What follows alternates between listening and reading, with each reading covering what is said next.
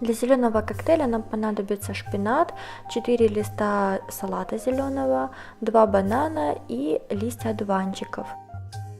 И теперь все ингредиенты мы ложим в блендер.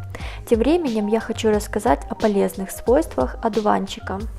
Одуванчик лекарственный содержит в себе огромное количество полезных веществ, в числе которых есть витамины группы В, никотиновая и аскорбиновая кислоты, холин, марганец, токоферол, фосфор, калий, железо и кальций. Одуванчик эффективный при борьбе с акне, почечными болезнями, сахарным диабетом, анемией и раком.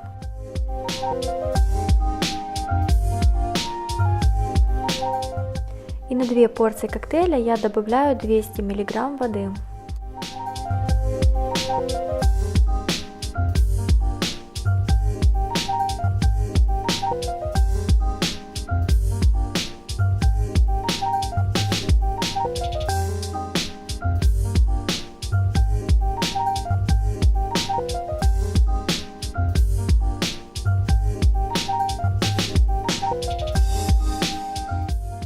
Вот и готов зеленый коктейль, который нужно принимать каждое утро натощак для хорошего усваивания полезных веществ, ингредиентов коктейля.